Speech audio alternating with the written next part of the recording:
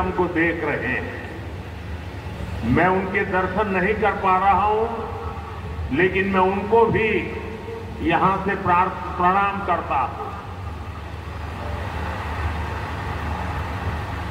साथियों, गत वर्ष गुजरात में दयानंद सरस्वती जी के जन्म स्थान पर विशेष कार्यक्रम हुआ था। उसमें मैं वीडियो संदेश के जरिए शामिल हुआ था। इसके पहले यहां दिल्ली में ही मुझे महर्षि दयानंद सरस्वती जी की 200वीं जयंती समारोह के शुभारंभ का सौभाग्य मिला था। वेद मंत्रों के उच्चारण की ऊर्जा, वो हवन, अनुष्ठान, ऐसा लगता है जैसे अभी वो सब कल की ही बात हो। साथियों, तब उस आयोजन में हम सब ने 200वीं जयंती के समारोह को एक विचार यज्ञ के रूप में 2 वर्ष तक जारी रखने का फैसला किया था। मुझे खुशी है वो अखंड विचार यज्ञ अनवरत 2 वर्ष तक चला है। समय समय पर मुझे आपके प्रयासों और कार्यक्रमों की जानकारी भी मिलती रही है और आज मुझे एक बार फिर आर्य समाज के 150वें स्थापना वर्ष के इस आयोजन में अपनी एक और भाव आहुति देने का अवसर मिला। मैं स्वामी दयानंद सरस्वती जी के चरणों में प्रणाम करता हूं, उन्हें आदरपूर्वक श्रद्धांजलि देता हूं। मैं आप सभी को इस अंतर्राष्ट्रीय समिट के लिए हार्दिक शुभकामनाएं देता हूं। अभी हमें इस अवसर पर विशेष स्मारक सिक्के को जारी करने का भी सौभाग्य मिला है। साथियों, आर्य समाज की स्थापना के 150 वर्ष ये अवसर केवल समाज के एक हिस्से या संप्रदाय से जुड़ा नहीं है। ये अवसर ऐसे कितने ही क्रांतिकारियों ने आर्य समाज से प्रेरणा लेकर आजादी की लड़ाई में अपना सर्वस्व समर्पित किया था। दुर्भाग्य से राजनीतिक कारणों से आजादी की लड़ाई में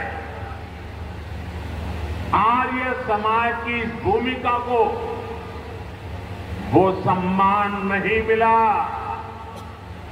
जिसका आर्य समाज हकदार था।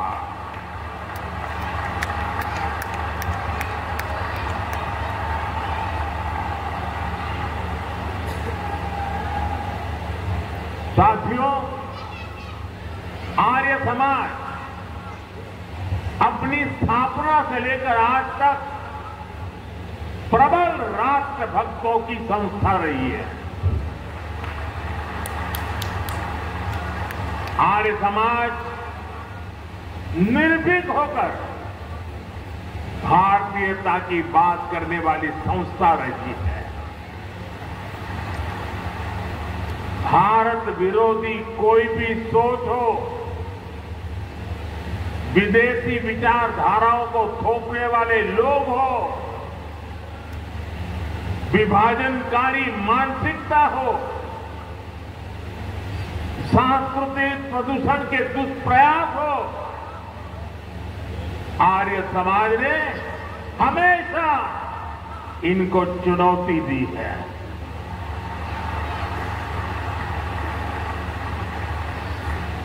मुझे संतोष है कि आज जब आर्य समाज और उसकी स्थापना के 150 वर्ष हो रहे हैं, तो समाज और देश दयानंद सरस्वती जी के महान विचारों को इस विराट स्वरूप में नमन कर रहा है। साथियों, स्वामी श्रद्धानंद जैसे आर्य समाज के अनेक मनीषी जिन्होंने धर्म जागरण के जरिए इतिहास की धारा को एक नई दिशा दी, आज ऐतिहासिक क्षण में उन सबकी ऊर्जा और आशीर्वाद भी शामिल है। मैं इस मंच से ऐसी कोटि कोटि पुण्यात्माओं को नमन करता हूं, उनकी स्मृति को प्रणाम करता हूं। साथियों, हमारा भारत कई मायनों में विशेष है। ये धरती, इसकी सभ्यता, इसकी वैदिक परंपरा, ये युगों युगों से अमर है, क्योंकि किसी भी कालखंड में जब नई चुनौतियां आती हैं, समय नए सवाल पूछता है, तो कोई न कोई महान विभूति उनके उत्तर लेकर अवतरित हो जाती है। कोई न कोई ऋषि, महर्षि और मनीषी हमारे समाज को नई दिशा दिखाते हैं। दयानंद सरस्वती जी भी इसी विराट परंपरा के महर्षि थे। उन्होंने गुलामी के कालखंड में जन्म लिया था।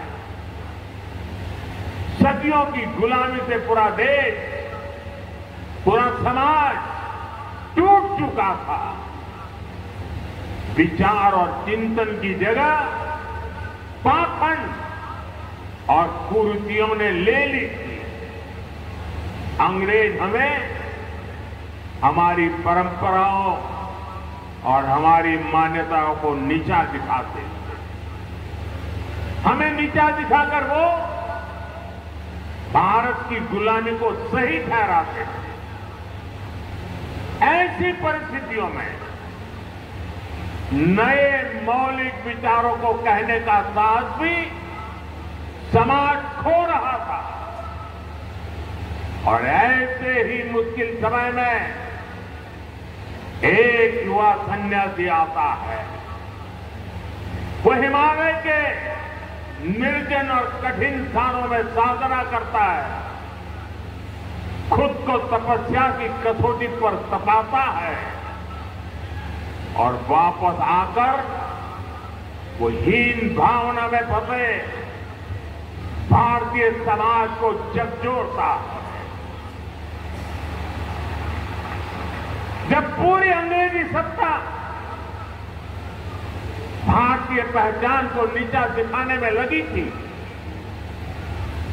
जब समाज के गिरते आदर्शों और नैतिकता के पश्चिमीकरण को आधुनिकीकरण के तौर पर पेश किया जा रहा था, तब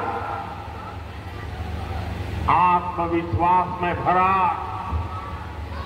वो ऋषि अपने समाज का आह्वान करता है, वेदों की ओर लौटो, वेदों की ओर लौटो। ऐसी अद्भुत विभूति थे स्वामी दयानंद जी। उन्होंने गुलामी के उस कालखंड में दबी कुचली राष्ट्र की चेतना को फिर से जागृत कर दिया। साथियों, स्वामी दयानंद सरस्वती जी जानते थे कि अगर भारत को आगे बढ़ना है तो भारत को सिर्फ गुलामी की जंजीरें ही नहीं तोड़नी है। जिन जंजीरों ने हमारे समाज को जकड़ा हुआ था, उस जंजीरों को भी तोड़नी जरूरी थी। इसलिए स्वामी दयानंद सरस्वती जी ने ऊंच नीच, छुआछूत और भेदभाव का खंडन किया। उन्होंने छुआछूत को जड़ मूल से उखाड़ फेंकने की आह्वान किया। उन्होंने अशिक्षा के खिलाफ अभियान छेड़ा। उन्होंने हमारे वेदों और शास्त्रों की गलत व्याख्या और मिलावट करने वालों को ललकारा। उन्होंने विदेशी नैरेटिव्स को भी चुनौती दी और शास्त्रार्थ की पुरानी परंपरा से सत्य को सिद्ध किया।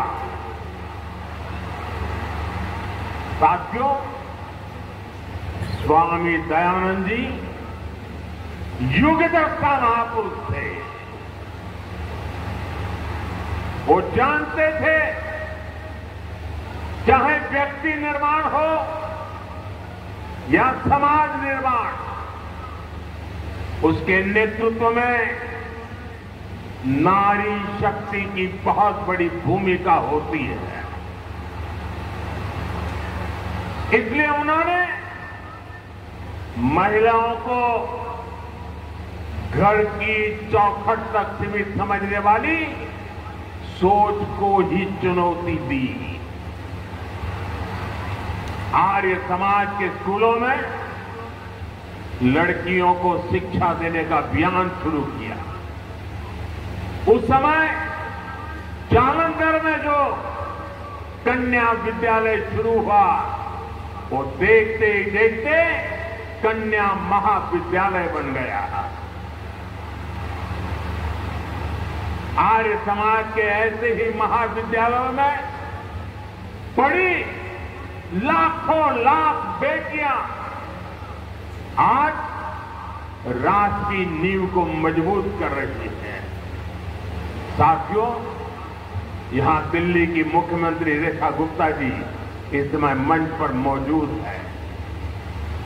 अभी 2 दिन पहले ही हमारी राष्ट्रपति द्रौपदी मुर्मू जी ने राफेल फाइटर प्लेन में उड़ान भरी और इसमें उनकी साथी बनी स्क्वाड्रन लीडर शिवांगी सिंह। आज हमारी बेटियां फाइटर जेट उड़ा रही हैं और ड्रोन दीदी बनकर आधुनिक कृषि को भी बढ़ावा दे रही है। आज हम गर्व के साथ कह सकते हैं, भारत आज दुनिया के सबसे ज्यादा फीमेल स्टेम ग्रेजुएट्स वाला देश है।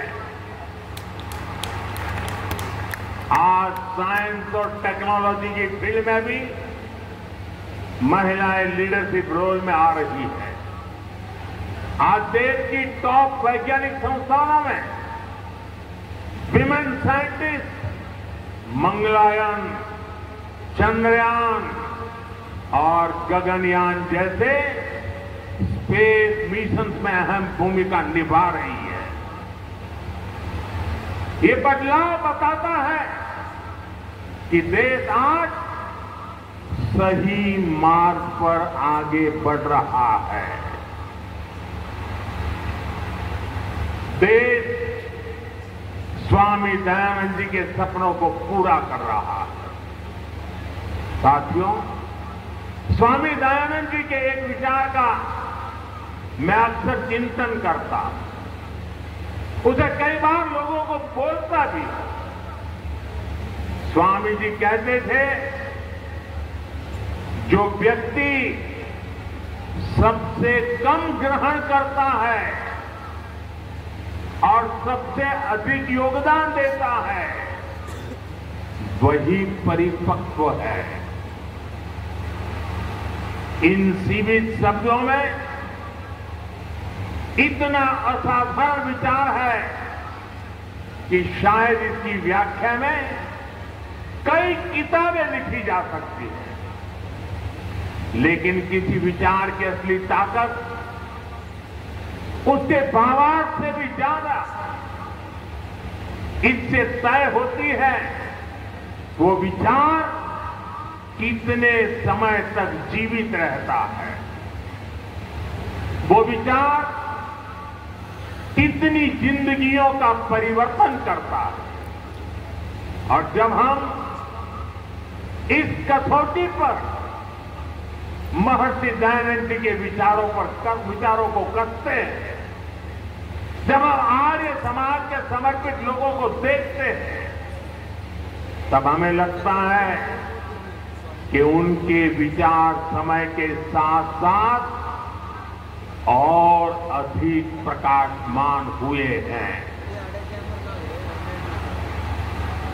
भाई और बहनों, स्वामी दयानंद सरस्वती जी ने अपने जीवन में परोपकारिणी सभा की स्थापना की। स्वामी जी के लगाए बीज ने विशाल वृक्ष की तरह कितनी ही शाखाओं को विस्तार किया है। गुरुकुल कांगड़ी, गुरुकुल कुरुक्षेत्र, डीएवी संस्थान एवं अन्य शैक्षणिक संस्थान, ये सभी अपने अपने क्षेत्रों में लगातार काम कर रहे हैं।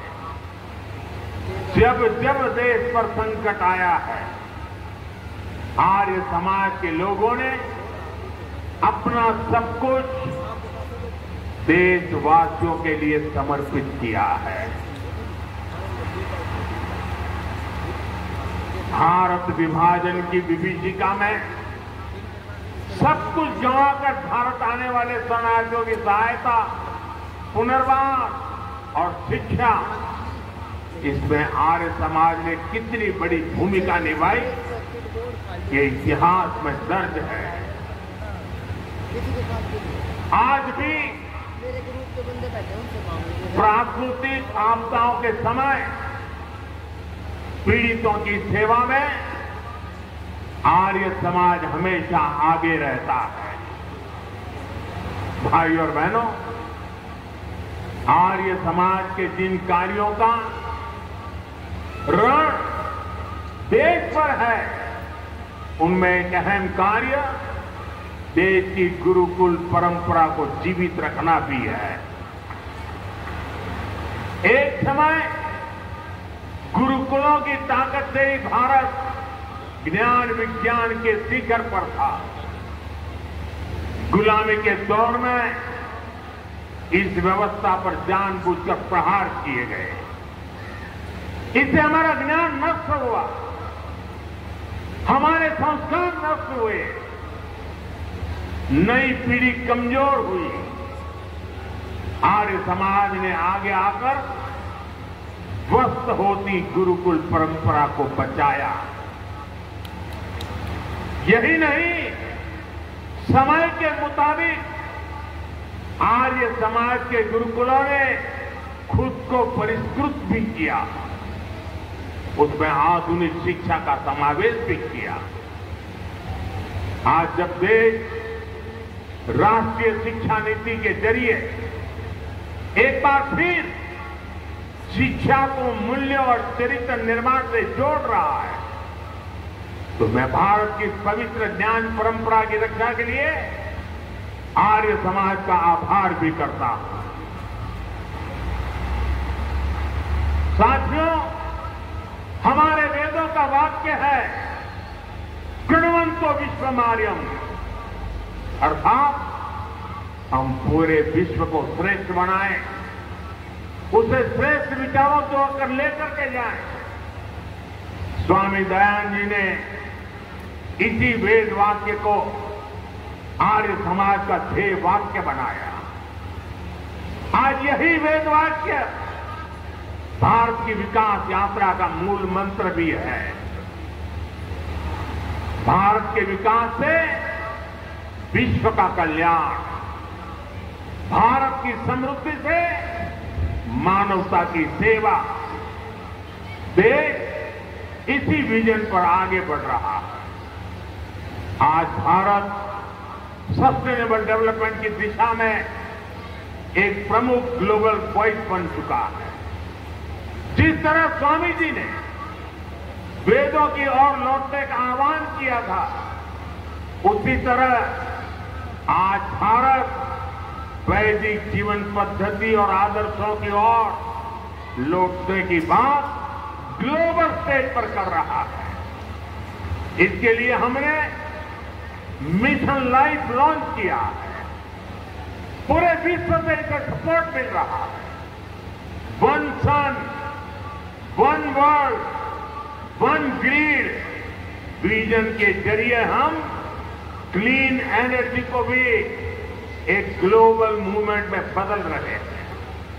हमारा योग भी आज अंतर्राष्ट्रीय योग दिवस के जरिए दुनिया के 190 से ज्यादा देशों में पहुंच चुका है। जीवन में योग को अंगीकार करने की, योगमय जीवन जीने की ये पहल, पर्यावरण से जुड़े लाइफ जैसे मिशन, ये वैश्विक अभियान पूरी दुनिया आज जिनमें रुचि दिखा रही है। आर्य समाज के लोगों के लिए तो ये उनके जीवन और अनुशासन का हिस्सा है। सादा जीवन और सेवा की भावना, भारतीय वेशवास और परिधानों का प्राथमिकता, पर्यावरण की चिंता, भारतीयता का प्रचार प्रसार, आर्य समाज के लोग आजीवन इसमें लगे रहते हैं। इसलिए भाइयों बहनों, आज भारत जब सर्वे भवन्तु सुखिनः का उद्देश्य लेकर विश्व कल्याण के अभियानों को आगे बढ़ रहा है, आज भारत विश्व बंधु के रूप में अपनी भूमिका को और मजबूत कर रहा है। तो आर्य समाज का हर सदस्य इसे सहज ही अपना उद्देश्य मानकर काम कर रहा है। मैं आप सभी की इसके लिए सराहना करता हूं, प्रशंसा करता हूं। साथियों, स्वामी दयानंद सरस्वती जी ने जो मशाल जलाई, पिछले 150 वर्षों से आर्य समाज के रूप में समाज का पथ प्रदर्शन कर रही है। मैं मानता हूं स्वामी जी हम सभी में एक उत्तरदायित्व बोध जगा कर गए हैं। ये उत्तरदायित्व है नए विचारों को आगे बढ़ाने का। ये उत्तरदायित्व है होता है, चलता है, ऐसी रूढ़ियों को तोड़कर नए सुधारों का। आप सभी का मुझ पर इतना स्नेह रहा है, इसलिए मैं आज आपसे कुछ मांगने के लिए भी आया हूं, कुछ आग्रह भी करने आया हूं। मांग सकता हूं ना? मांग सकता हूं ना? मुझे पूरा विश्वास है आप देखे रहेंगे। राष्ट्र निर्माण के महायज्ञ में आप इतना कुछ पहले से कर रहे हैं।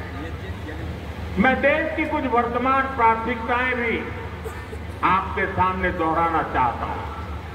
जैसे स्वदेशी आंदोलन, आर्य समाज इनसे ऐतिहासिक रूप से जुड़ा रहा है।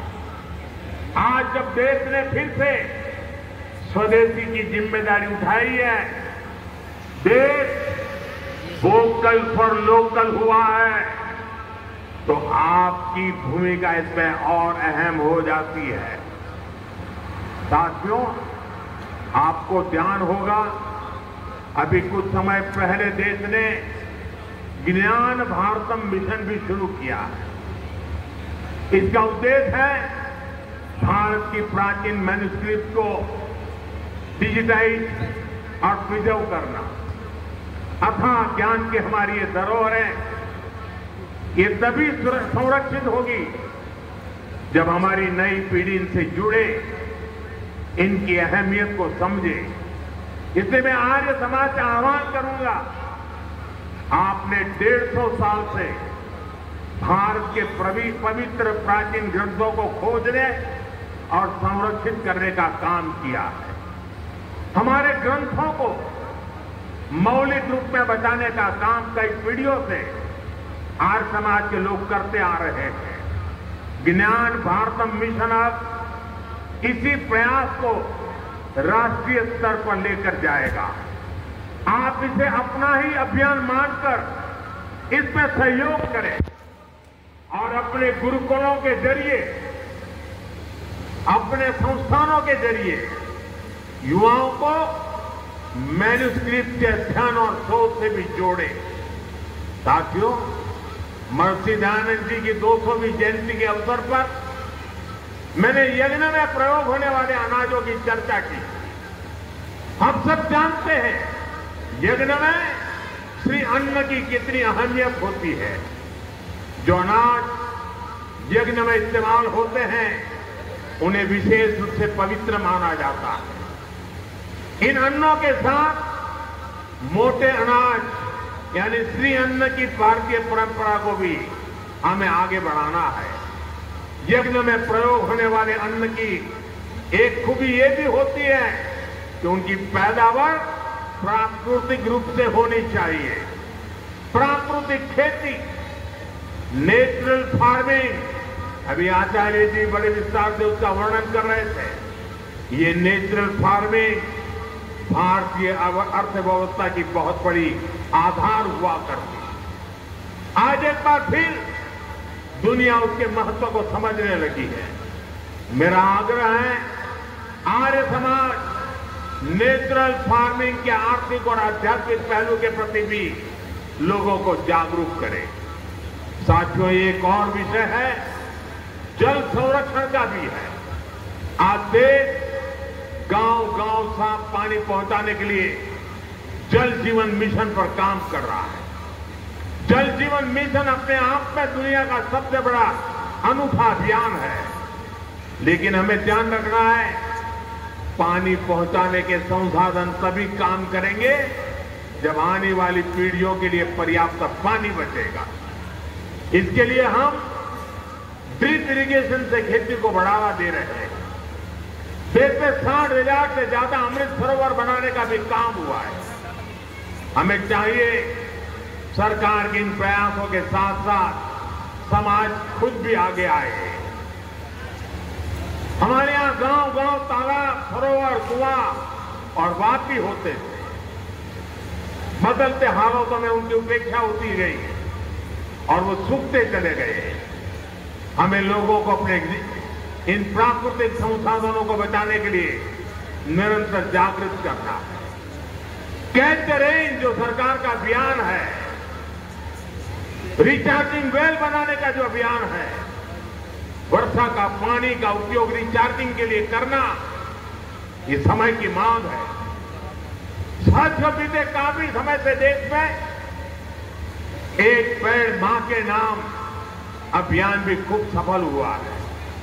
ये अभियान केवल कुछ दिनों या वर्षों का नहीं है, वृक्षारोपण सतत चलने वाला अभियान है।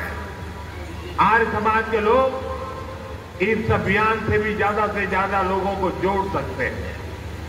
साथियों, हमारे वेद हमें सिखाते हैं संगच्छध्वम संवदध्वम संवो मनासी जानता, अर्थात हम एक साथ चले, एक साथ बोले और एक दूसरे के मन को जाने, यानी एक दूसरे के विचारों का सम्मान करें। वेदों के इसी आह्वान को हमें राष्ट्र के आह्वान के रूप में भी देखना है। हमें देश के संकल्पों को अपना संकल्प बनाना है। हमें जन भागीदारी की भावना से सामूहिक प्रयासों को आगे बढ़ाना है। इन 150 वर्षों में आर्य समाज ने इसी भावना से काम किया है। इसी भावना को हमें निरंतर सशक्त करना है। मुझे विश्वास है महर्षि दयानंद सरस्वती जी के विचार इसी तरह मानवता के कल्याण का मार्ग प्रशस्त करते रहेंगे। इसी कामना के साथ एक बार फिर आप सभी को आर्य समाज के 150 वर्ष की हार्दिक शुभकामनाएं देता हूं। आप सबका बहुत बहुत धन्यवाद। नमस्कार। अपने स्थान पर खड़े होकर के प्रधानमंत्री को विदाई देंगे। यहां से